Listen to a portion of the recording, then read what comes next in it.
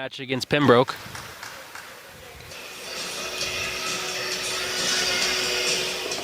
Going up against junior Ethan Kring, local product from Raleigh. Good underhook by Tenold.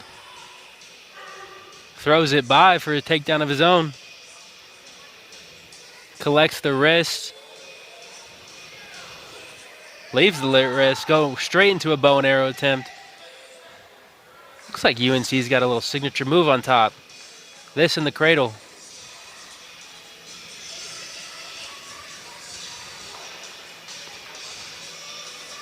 Tenold collects his four back. Looking to continue his work here on top. Roll through tilt. Good job of rolling all the way through it by Kring. But Tenold still's got that wrist trapped. And he's going right back to that bow and arrow attempt. Good job of chaining different moves together by Tenold. Just staying one step ahead of him.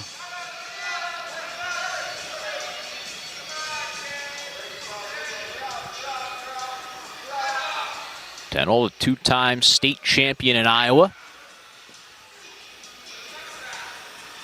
He helped his high school, Don Bosco, win 3 state team championships.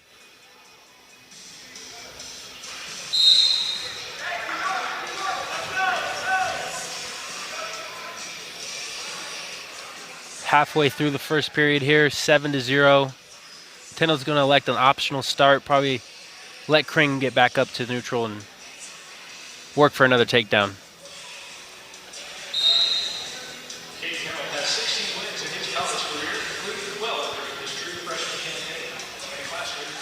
Shot attempt by Kring. He got his hands locked, but good heavy hips by Tenold. And he'll circle around for the 3. And we're going back to neutral. Whole lot of leg on Cade Tenold. Long enough that Kring could not wrap around and really get any control. Yeah, it was a good reaction time by Tenold and good solid baseline defense. He's got a near wrist, a tight waist.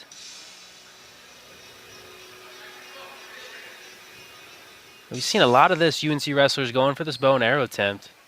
Something I haven't seen in previous years. I don't know which coach has been showing it, but they've definitely been working on this. What's the key to a successful bow and arrow? Man, you got to lock in. If you can lock their leg out by controlling the ankle, it gets really hard to stop. And so once you get their ankle controlled, if you can step across their body and really turn their hips, it's a hard move to stop. I say the key in stopping it is just not letting them get it started, really. That's what I say about leg defense as well. The best way to get out of legs is to not let them in. So I think it's the same situation with the bow and arrow.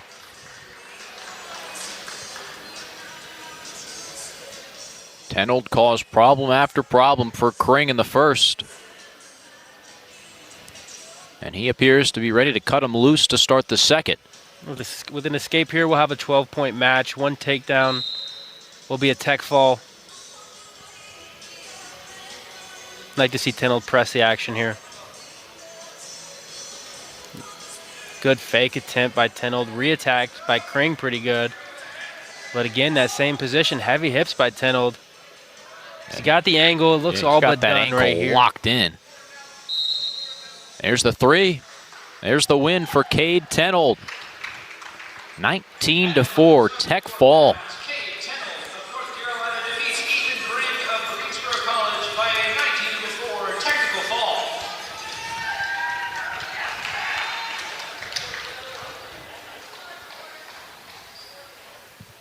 Not much that Justin Hardy can do except for shake Kring's hand and wish him the best. Coach Hardy, a 4-time All-American, 4-time ACC champ here. Got his coaching career started at Boston College, but someone who comes back to North Carolina plenty to work with high school clinics, does some recruiting here. And Coach Tony Ramos mentioned that every once in a while, if North Carolina has a wrestler who they feel isn't necessarily ready for D1 yet, they'll send him to one of these lower levels to get some seasoning. Yeah, that connection and having connections with JUCO programs, NAIA programs, D2 programs is super beneficial because, especially with nowadays the landscape of college wrestling, your roster spots are limited. So sometimes you can't get everybody that you want in the room at the same time. Aiden Schlett matching up with Jordan Warrenn at 184. One of those relationship builders for Greensboro College and North Carolina was the Tar Heel Wrestling Club. Greensboro had a national champion at 141, Josh Wilson, who would over the summer come to Chapel Hill and wrestle with a lot of Carolina's guys. Yeah, if you're a former UNC wrestler or alumni that's in the room a lot, you've probably seen Josh Hardy in there in the summers. Brings over a lot of the good Greensboro wrestlers, and they'll compete with their RTC, and be a little collaborative effort where we're all getting better in the summers. Same with Duke and some Davidson wrestlers and Campbell wrestlers. There's a lot of programs here in North Carolina, and so in the summer when we're not competing against team versus team, we can all work together to get better. Davidson head coach Nate Carr Jr. was very focused on building up their RTC over the summer. Davidson had 12 to 15 wrestlers stick around campus all summer, train, and then also pick up internships, jobs here and there, so they learned how to do some adulting. Yeah, the RTC aspect of college wrestling is super important. You see all the top programs around the country, they have a developed RTC, and that's where Davidson's trying to get to. UNC's trying to grow theirs, and it's just one step in building your program. I think it's also cool how the RTC aspect keeps alumni around, not only for the training purposes, but to be an extra voice, to be an extra helping hand if need be. Yeah, 100%. You got a limit on the amount of coaches that you can have in the room, and the RTC is one way to get around that. So, me personally, I was in the Tar Heel RTC last year, and I was helping coach and develop some of these wrestlers, but also training myself. And so there's no better place to improve your wrestling skills than in a college wrestling room. And so it works hand in hand. It's good for athletes and good for coaches and the college wrestlers. I've seen Tyler Eichens around here a little bit, former Tar Heel wrestler, also Stanford wrestler. Yeah, you got Tyler Eichens in there, Chris Foca, Shannon Hanna. The Tar Heel RTC is getting better, and Rob Cole's definitely doing his best to bring in more guys in higher level competition to just add that competition factor into the room where you've got kids that have All-American once, twice, or 3 times, and they get to go against and wrestle live goes against the current athletes, and that definitely helps them and gives them a little bit of experience or confidence as well, just going against that top level of competition. You get thrown into the fire, but the only people watching are the coaches. Good top work here by Schlett. 2-on-1 tilt directly into a leg in. That's good transition wrestling by Schlett.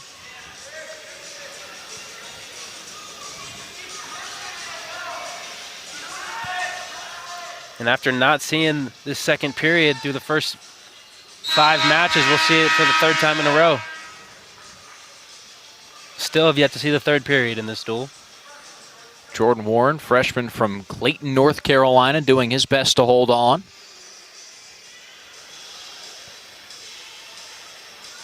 Carolina will take the bottom position to begin the second period.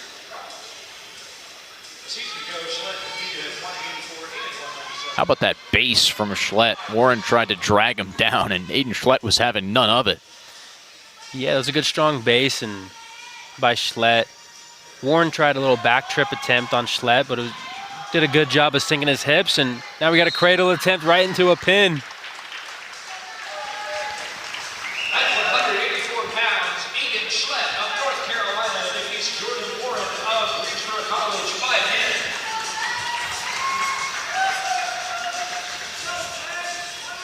4th pin of the duel. 8th of the afternoon.